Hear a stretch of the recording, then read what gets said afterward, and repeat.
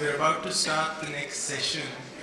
I'm sorry for those of you who haven't been able to complete your lunch. Perhaps you could carry your plates to your chairs.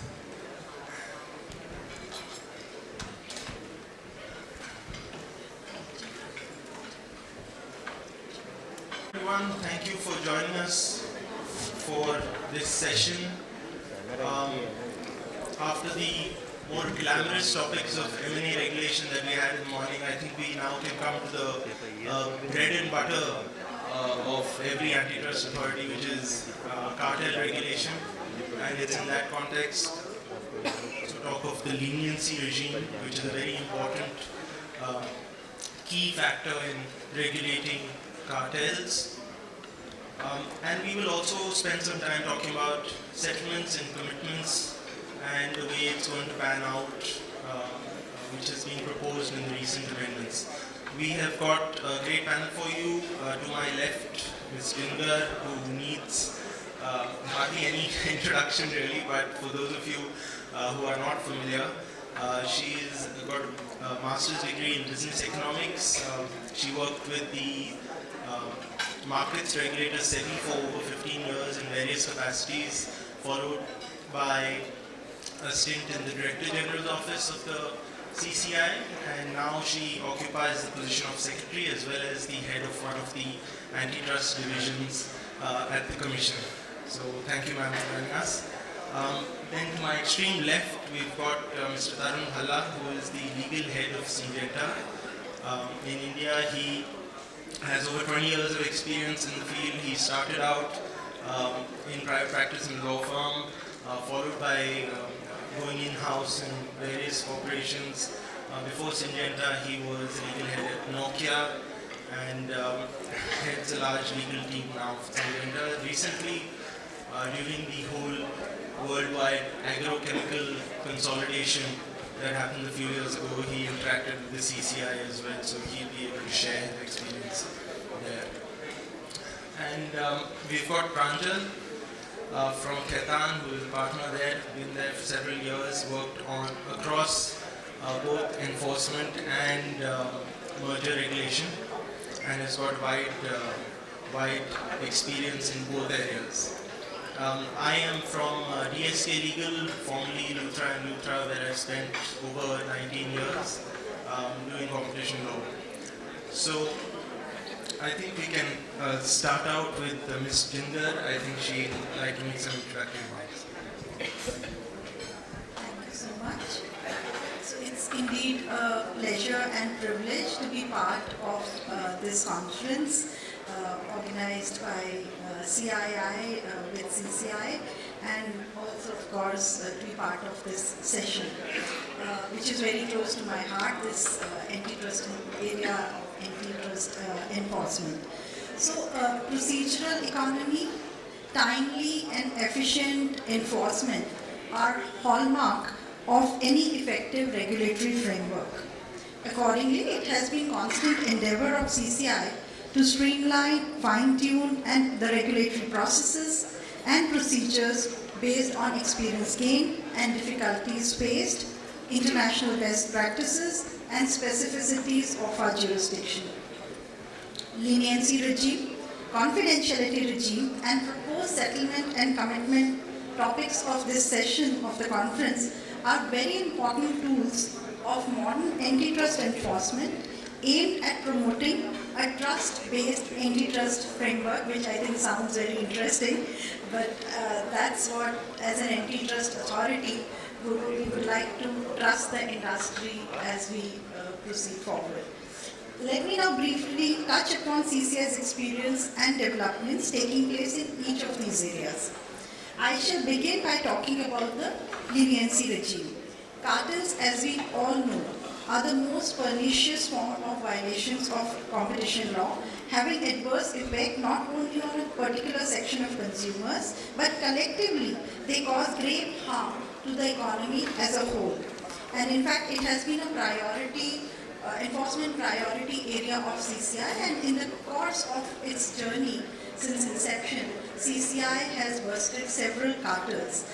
But going forward, by very nature, as cartels are hatched in secrecy, it is becoming increasingly difficult to basically uncover the cartels, because the collusions now these days take place using advanced technologies, and our investigations have shown that how there are encrypted emails, data shared in clouds, which make detecting cartels very difficult for any competition agency, including India. And in this backdrop, the leniency, the mechanism of leniency assumes great significance and has become an effective tool in the hands of competition authorities for uncovering cartels. CCI's experience in this area also has been very encouraging. In fact, a quick look at the statistics would show that in the last 3 years, around 20 cases of where contravention on account of cartelization was found, around 70% of such cases were where cartel members came forward seeking benefits of lesser penalty regulations. And in fact, in many of these cases, in fact, the cartel investigation or the inquiry was initiated on the basis of the information which was shared through the leniency application.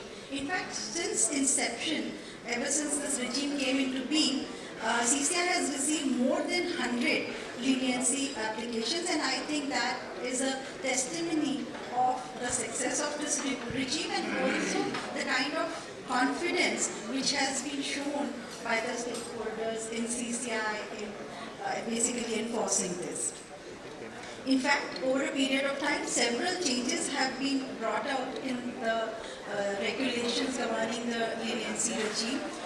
We have expanded the net to include individuals, even officials in case of enterprises, contributing enterprises are now explicitly covered, and the number of applicants who can come forward are also now not restricted to 3, and it can go to any number. So all these, I think, steps taken by CCI have further strengthened this route for basically uncovering cartels. And the Competition Amendment Bill, which has been introduced recently, has also proposed a leniency plus regime, which to my mind will further help in reporting multiple cartels which may not be in the knowledge of the Commission. So I think most of you know about what leniency proposal for leniency plus regime is, so I'm not laboring on that. And this program is already internationally recognized in countries like UK, Singapore and Brazil, and it will further incentivize applicants to come forward with disclosures regarding multiple cartels, and thereby enable the Commission to save time, resources on cartel investigations, and it will ultimately result in faster market correction. Now, coming to the confidentiality regime, CCI has always accorded high priority to safeguard confidential information. And in April this year, in light of the experience gained, difficulties faced, and after detailed consultation with stakeholders, CCI has overhauled its confidentiality regime. This new regime is in line with global best practices and seeks to balance the competing interests of information provider, rights of parties to defend themselves, and at the same time ensuring that information remains confidential. It has substantially simplified the process of claiming confidentiality over the information which has been filed. Now, the confidentiality can be claimed on the basis of self-certification basis, and there is no need as a result of the DG or the CCI to pass any orders. There are no appeals in the process, which is going to save a lot of resources both for the stakeholders and Commission alike. And the new confidentiality regime has also introduced the concept of confidentiality ring, whereby limited access to information is now being provided to the concerned parties with adequate safeguards in terms of undertaking from the parties. And in case of any breaches, the parties can also avail suitable remedies as per law. And another important aspect of this new regulation which I would like to highlight is about segregation of the personal data, which has not been relied upon for the purpose of investigation. So like for instance, during dawn raids or while collecting email dumps, there may be a lot of personal data which may be collected during the investigation, and there could be anxiety that it could fall into wrong hands and could be misused. So this regulation addresses that concern, and that will not be made available in case not relied upon even through the confidentiality regime. Now, moving on to settlement and commitment mechanisms, in my view, amongst the many amendments to the Competition Act proposed in the recently introduced competition bill, settlement and commitment is one of the most important amendments. In recent years, many competition authorities have been granted with power to accept remedies from parties to an antitrust proceedings, and the mechanism has already been in operation and tested in various jurisdictions in EU, UK, USA. All the name or the terminology or the nuances may vary. And this proposed mechanism will enable Commission to resolve antitrust cases faster and consequently free up its scarce resources, and particularly in the context of digital markets, I think this can serve as a very useful tool both from the perspective of the antitrust agency and the entities involved. So the proposal provides for various aspects of settlement and commitment architecture to be established through regulation, for which CCI will consult the stakeholders at appropriate time in future. Now, today with this esteemed panel, I expect that they will share their experiences on these mechanisms, which will inform the Commission in further fine-tuning these areas. Thank you so much. Thank you so much, ma'am. I think you covered the broad areas that we are planning to discuss over the next half an hour, 45 minutes. I think one of the statistics that you mentioned, that leniency being very important in busting cartels, and you mentioned, I think, over 100 such cases have been filed with the CCI since inception. Applications. Given case, there may be. Right. Applications since inception. Globally, we have seen a bit of a dip following, the auto parts cartel and the shipping cartel in leniency applications. So, is there any similar trend that you find in India over the last couple of years?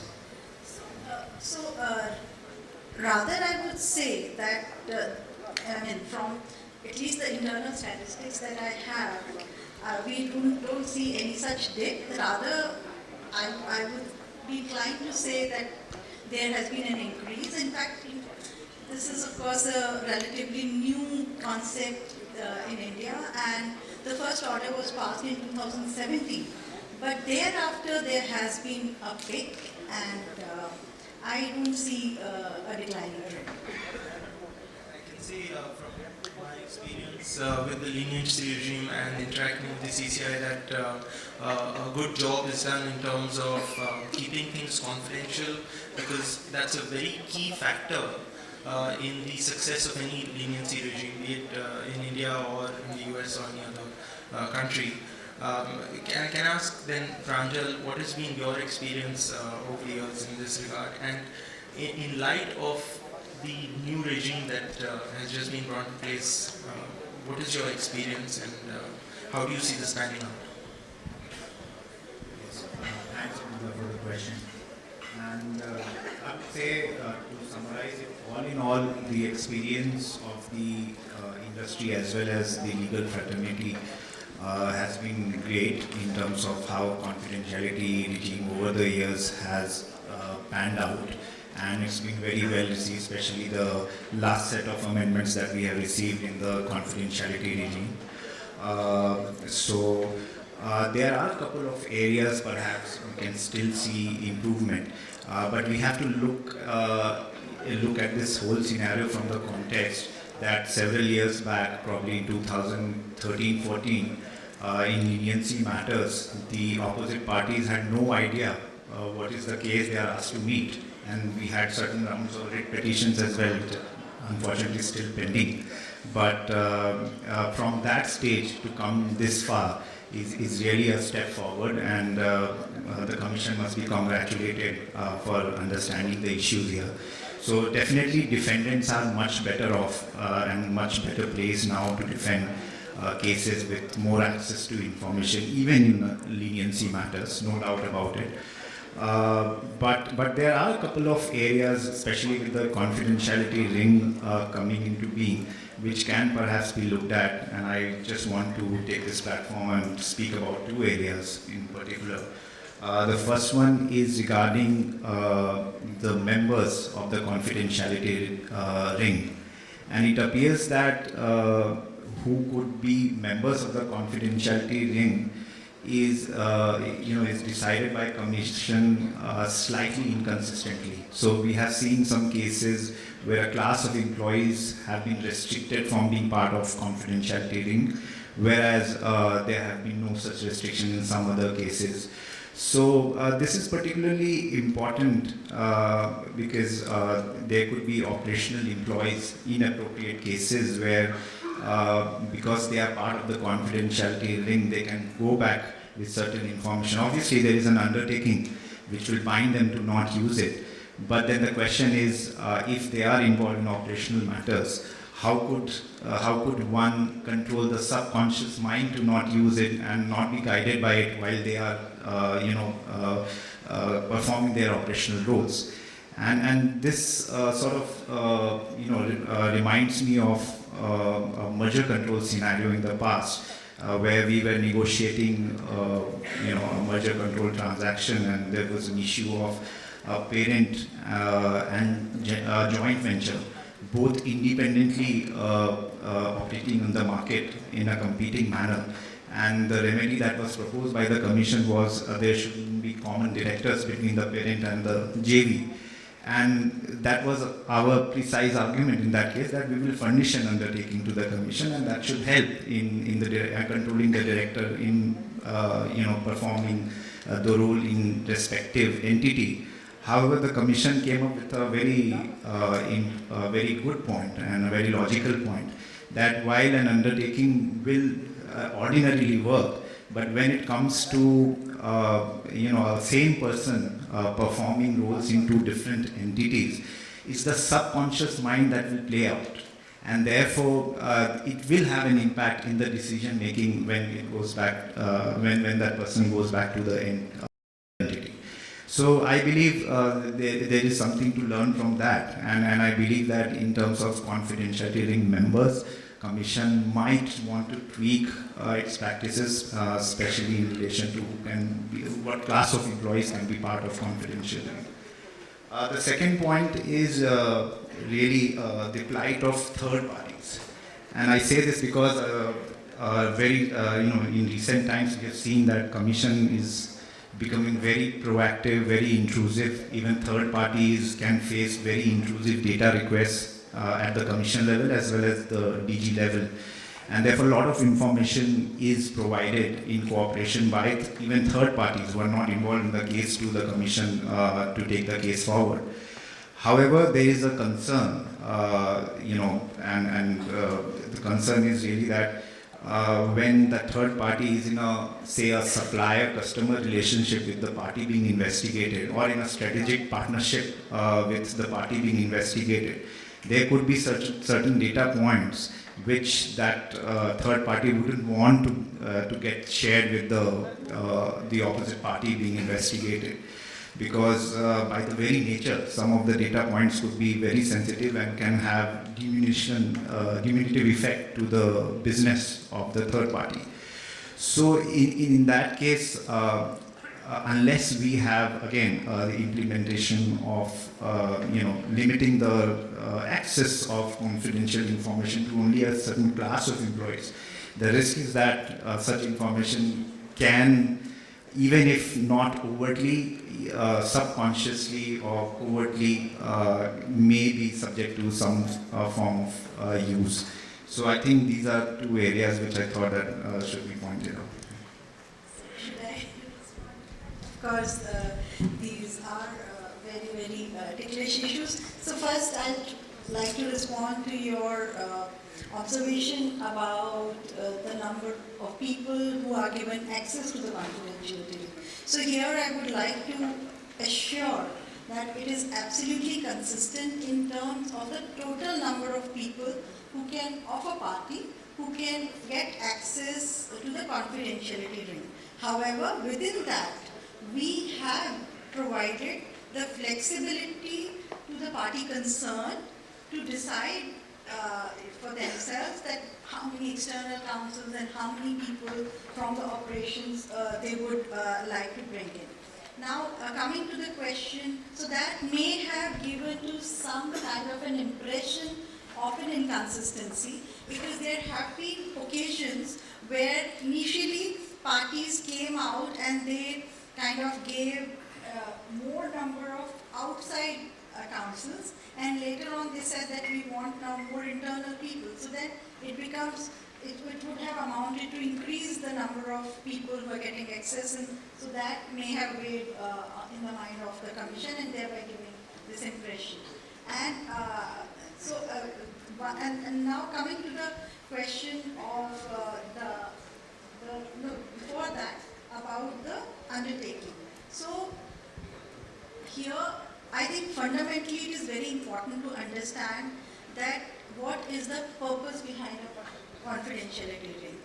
We have to strike a balance between the party's right to defend and also basically for safeguarding the confidentiality. And this is a very, very difficult task, difficult balancing task. So that's why in my opening remarks itself, I mentioned that it's a trust-based system and based on international practices and with necessary safeguards. So that's why the undertakings are taken, and also there are remedies. Tomorrow, if it transpires that the information has been basically misused and used beyond what it was intended to be accessed to, so remedial actions can be taken.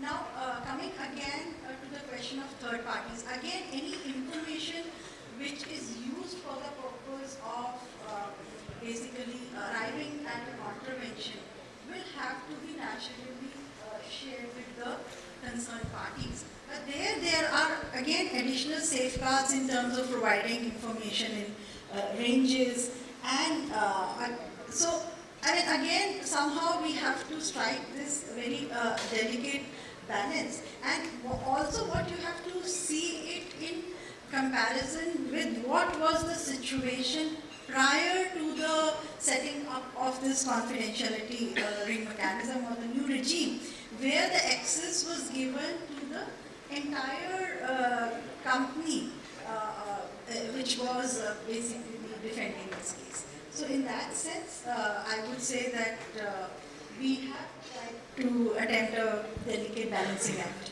I think you're absolutely right. It is a very delicate balancing act. The nature of the regulator is such that all the companies have to submit very sensitive business data, right? So confidentiality is a very important factor. This is the kind of data you would not want competitors to have. At the same time, the right to defend oneself fully is an invaluable right. So that delicate balancing act that the Commission must perform, obviously, will be very important. Tarun, let me bring you in here. You have also had occasion to interact with the Commission, albeit in a M&E space, but confidentiality must have played a very important part even during that transaction. If there's any other occasion where you did interact, please do share with us. Thanks. First of all, so like you said, we worked with the Commission 4 years ago. It was a very difficult merger approval. And it was not only the CCI, but there was the monitoring agency and all that. So we got to sense the level of professionalism and maturity with which the Commission handled the issues. Now, on the confidentiality side, obviously there was an ask for a lot of information. In those days, I don't remember confidentiality being a concern in our camp, but there was information that was being given that was very commercially sensitive, because obviously we were talking about not only our industry but our own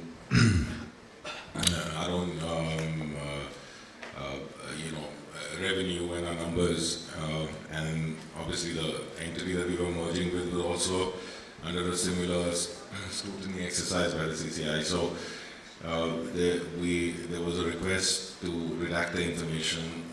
It went well it went very well in the sense that we don't sort of, we never felt the sense that this information was not secure. Beyond that, we've not really had an opportunity to deal with the CCI. Once in a while, there are questions that come out through the DG during investigations that don't involve us, but they just want to understand the industry better. So we very clearly want the information to be redacted. It goes through a process, and we've never had a cause for concern about the security of our information. Having said that, since this is an effort by the Commission to sort of even make it better in terms of the confidentiality rings and what Pranjal said, being on this side, being a business guy, what really happens is that to us confidentiality is not about giving away information to someone and then not having that information securely maintained. It is more about what happens to that information once it goes into the Commission, and that's where my question to the Commission would be that, we heard a few panelists before this talking about inter-authority collaborations, and the Commission is not the only agency that we deal with. There are other authorities, income tax, customs, and many other. Our nodal ministry being the Ministry of Agriculture, I work for Syngenta, so we are sort of in the pesticide and the seed space, which is very, very highly regulated, and it goes through a process. So what we are seeing is increasingly, in the last 2-3 years, the authorities are taking a data-driven approach. So sometimes what happens is you go to the regulator and you start a conversation, and they'll ask you for information, and you're not sure what to make out of it because you don't even know whether that information is available with you. But they would have access to that information because they've already sort of, in the process of that investigation. So it becomes very difficult. Sometimes it's historical information. So one concern that I have is in terms of the leniency. Once you go through a process, it gets done and over with and never to be heard. But does that information, does the Commission feel that the information, if it is sensitive and can lead on to something more, or if there's a request from another department coming to, or a ministry coming for information to be shared, will that information be shared or will it be kept confidential? So, of course, our proceedings are in camera and we don't share information with anybody apart from the parties concerned. But having said that, there are also certain situations where third parties could also access, but they will have to establish sufficient cause. And that would hold true perhaps for other agencies also which are looking into it. But yes, it will be an application of mine on a case-to-case basis. And of course, the obligations of safeguarding the information or the confidentiality would apply even to those who have accessed it in the process. Because, of course, Commission also has to work within the overarching framework of the regulatory milieu which is there in the country. We do confidentiality agreements between businesses, and there are these exceptions. If it's in the public domain, if it's yours. So one of the exceptions is your exception which says that if it's an order of a court or if it's a direction by an authority, for example. So let me highlight here that we have section 57, which kind of actually provides that if the information is required to be shared for the purposes of this act or any other act in India, the Commission can share it. So it is actually laid out in the act itself. But having said that, it would be exercised with due care and application of mind. So it will not be a mechanical approach. So, but I think we should be aware of these. So it's becoming stronger because, when you typically deal with the income tax and customs. So in our company, we have this joke. You bring in something to the country at a lower price, then one department, you bring it at a higher price, the other department is upset. So what happens is then you would presume that these people are not working together. So once you've dealt with these people, then that information then goes to the other side to say, So, that's a reality that I think businesses have to live with. That different authorities looking at a particular data with different lens. So I think that's part of your regulatory risk.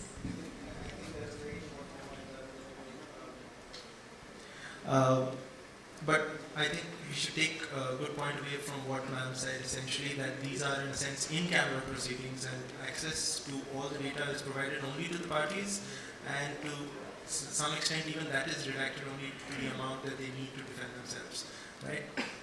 Third parties will not have access to that data unless they can provide a very good reason to have access to that data. So it's a high threshold to cross, I think. So now let me just come to the proposed amendments, which brings in a very important and very beneficial factors of settlement and commitments regime. And let me ask you that, let me just stay with you for a moment, because you've gone through the proposed amendments. There is a whole new way to incentivize companies to come forward to settle. It will be beneficial both for, I think, the Commission and for the industry. So what are those factors that you would look at?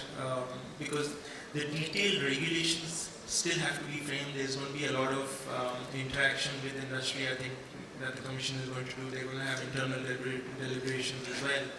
What were those factors that would incentivize industry to come forward to settle or to commit before the proceedings are complete?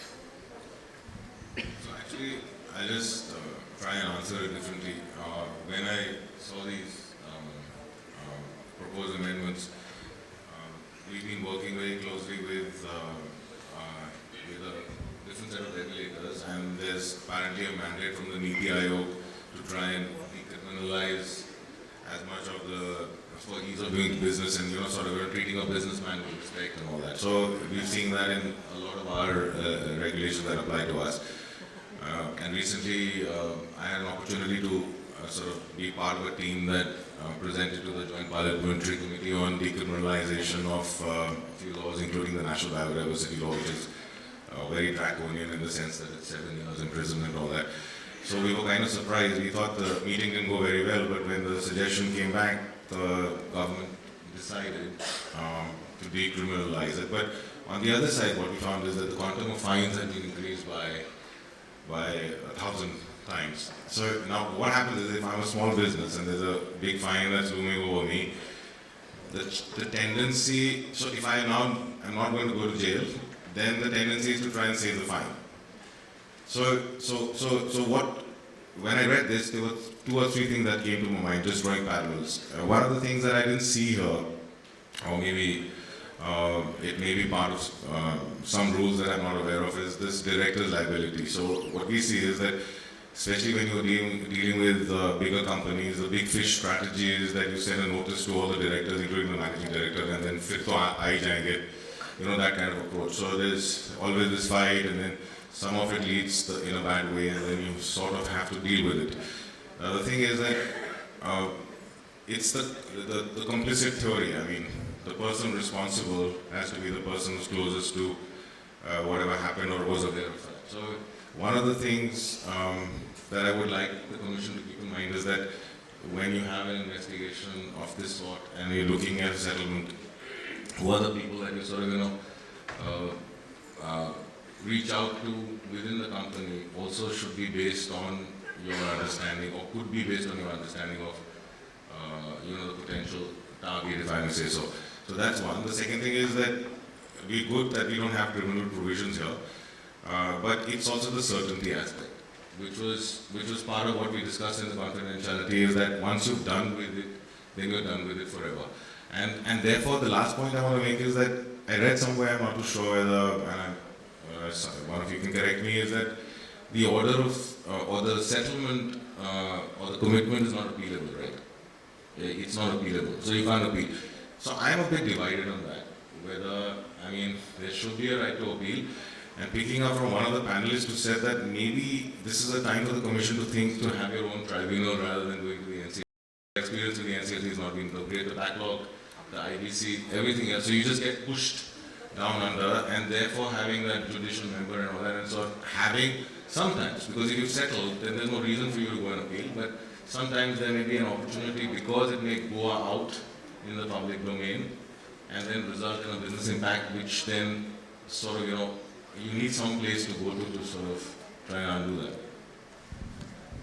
So I think that's a very important point that you raised about it being appealable, and I think the parties that settle or make a commitment, no appeal is possible by those parties. It does not preclude, however, third parties from showing that this appeal or that the commitment or the settlement has an effect on them, and they may try. It's still open to any party aggrieved by the order. So third parties may still approach the tribunal. But I completely agree with you, there should be a specialized tribunal. There used to be, which was taken back, and like you said, now competition matters tend to get pushed right to the end. Ma'am, any thoughts that you would want to add? First of all, the proposed amendments have provided for settlement and commitment mechanism and the detailed regulatory architecture which will govern this mechanism will of course follow once it actually comes, and I think we need to await and see that what shape it finally takes. And of course there is a lot of guidance in terms of these kind of mechanism having been in operation in other jurisdictions and as well as in India, and there will be a lot of of course is there. So a lot of guidance will be there, can be obtained from there. But they will be based on best international and domestic practices. Right, and just keeping in that, Pranjal, if you've had an occasion to think about or look at international best practices, if you could shed some light on the crucial areas that perhaps the Commission can keep in mind while framing those regulations.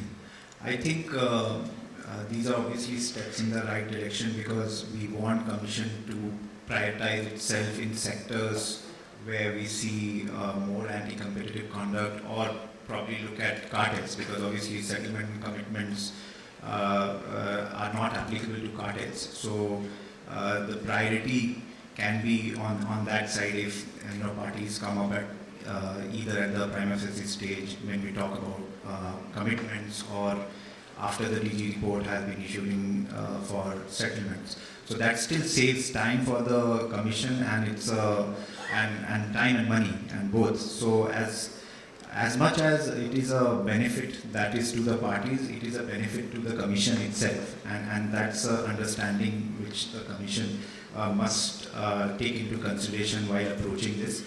And therefore, when leniency regime was put into effect, there was also a lot of questions around uncertainty, because the provision had then provided that the Commission may impose up to 100%. So there were a lot of questions about uncertainty, and Commission beautifully responded to that. And there is a lot of certainty that as long as you come up with a case which can help CCI form a prima facie view before it forms its opinion under 26, that will certainly guarantee it a full immunity from penalties. In the same way, I believe in settlements and commitments, the Commission should not really be tempted to have the upper hand in the agreements that they have with the parties. There again, the consideration should be the Commission's own benefit, that it helps ultimately them to prioritize themselves in sectors where they think that the activity, where the attention is required to be somewhere else. So I believe if that sort of, if the Commission approaches it with that sort of mindset which we see, especially in the West, if you look at EU or US. In EU, it's slightly different because in settlements, even cartel cases are subject to settlement there, and the reduction is capped to 10%, because obviously by that time the statement of objections are out and the parties are able to assess their position in the case. and it just saves the time of both the parties as well as the commission regarding pursuing it further. And obviously there is an admission of the guilt in those cases. Here it is still to pan out, although I believe the draft legislation does give some bit of guidance as to what would be the position with respect to settlement vis-a-vis commitments. Because if we look at clause 3 of the draft amendment for both 48A, clause 48A and clause 48B, subclause C, whereas for settlement it says that the Commission will look at a host of factors including the impact of contravention. The word uses contravention as far as settlement is concerned. Whereas in 48B, which is about commitment, it says the Commission will look at, amongst other things, impact of alleged contravention. So therefore, there is some bit of guidance from the legislature itself that perhaps settlement is likely to involve omission and not the case with commitment. But we will have to see. I think the Commission is going to have to deliberate this further quite a bit and interact with industry before they finally take a call on that. But if we were to look at the SEBI settlement regime, for example, there at least I think it's been successful largely in part also due to the fact that you don't have to admit that you have violated. So that is perhaps a factor that the Commission could keep in mind. I think, so let me just stay with you, Pranjal, then. In terms of, you know, the kind of follow-on damages claims, right? Because I think this admission that you referred to also could then open that party up to follow-on claims, right, by third parties. So would that, and Tarun, you can also weigh in, would that be a factor that would, you know, incentivize parties to come forward? What would incentivize parties to come forward? Well, I think, as I mentioned, from Commission's perspective, I think they should see the benefit in settling and obtaining commitments. And therefore, there has to be that delta between the likely fines that could have been imposed in comparison to the settlement amount, at least in case of settlement. So if that delta is big enough, large enough, then I think there will be parties which will approach the Commission, notwithstanding compensation claims that will follow. Because in any case, even in leniency regime, we still have, you know, potentially compensation claims coming in. But I think it is still to play out in India. We are still very young in terms of compensation, private litigation perspective. So I think it's slightly premature to see whether or assess whether compensation application, risk of compensation application will disincentivize parties at this stage.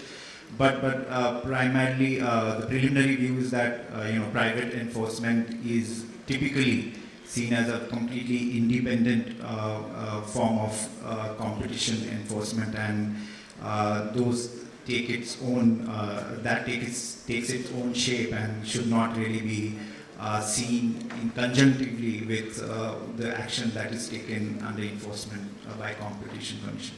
Right, but in the context that Tarun, you mentioned the information once it comes in, you want to be done with it, and then there should be nothing further that follows from that. So perhaps you'd like to have proof. So as an in-house counsel, whenever there's trouble in the company, the first thing I want to know is arrest on you, right? Is there the police coming? Right. The second thing we want to know is there going to be stoppage of business, because the business guy will come running and say, the third thing is precedent. Right. I don't want this to be held against me for the longest time. And that's how we do our litigations. That's how we decide on a business call whether to appeal or not. If the amount is small, but it's only one case. If it's a class action, then it's different. And then the last thing that I worry about is how much is the amount of money that I'm going to pay. Because if there's an order against you, then you end up paying it anyway. When you've thought about it, you provision for it. And if you don't have the money, then you go and sort of request for concessions and time to pay it up. So just coming to this is that this precedent aspect is what sort of worries me. So a few things that the Commission could do is that today if you look at the court databases, all those APIs are open. So today if you want to find out how many cases are there against Syngenta, there could be thousands consumer cases, all those kind of cases, and we file cases against people who haven't paid us and all that. But with the commission, like if you see the numbers, they're not such a huge volume of cases coming up. So I would say that during the investigation, I don't know if there's a process where someone can check whether there's an investigation. In today's day and age, even like for example, if I want access to someone else's case in court, I can make a formal application to get a certified copy, and sometimes people have a way of getting hold of the documents even if the court is sort of not willing to give those. So I would say that the entire thing to be maintained confidential should be that as little as information should go out, that the commission is even looking into this. Because one of the things that would come in the way, like I said, is the precedent aspect of it, is that my worry at that time in not settling might not be the amount of money that I have to pay. It's more about, can this be held against me? Yes, of course.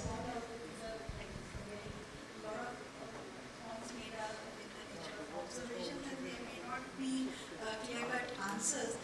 So first, to respond to many issues which Pranjal has made. So these are of course early days and we are yet to see that what is the final language of the language of the provisions.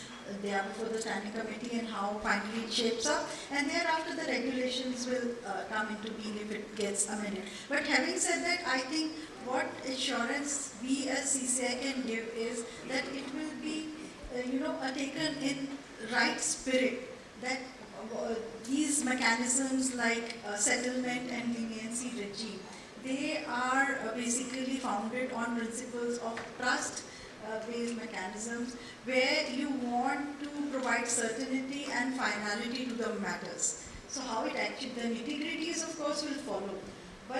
And I think our experience on the side of leniency regime is a testimony of the philosophy of the Commission, and that I'm sure will be followed in the case of settlement and provision. We will be guided by the overall architecture of the Act, the way it has been provided in the Act, and within that, based on international practices and the kind of feedback that we get. Now, responding to what Mr. Tarun said about the access to information, yes, we do make available our prima facie orders based on which the investigation is initiated, which spells out in a very minimum manner that what are the issues, and of course these are administrative orders, so there is no finality, but it also takes care of a lot of unnecessary speculation and leakages which may happen.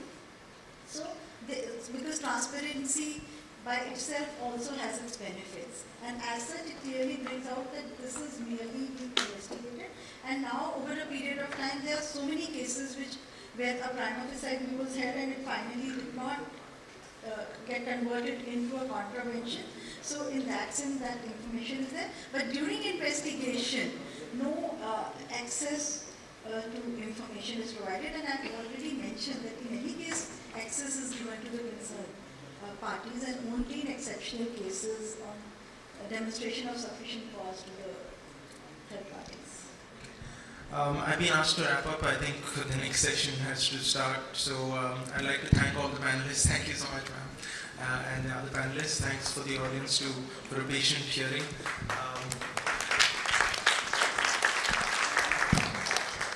Thank you so much, and this has been a very useful discussion. We got some very useful feedback, and definitely we will take into account these points as we move forward. Thank you so much.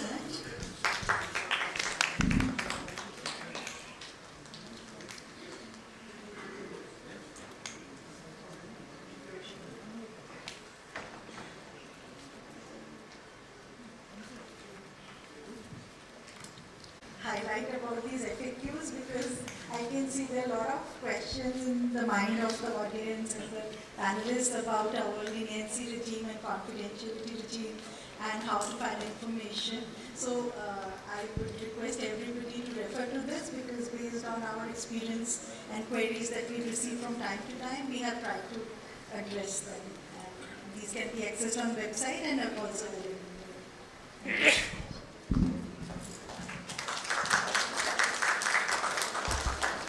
request everyone to kindly remain seated. We are starting the next session immediately. There is no break. Thank you.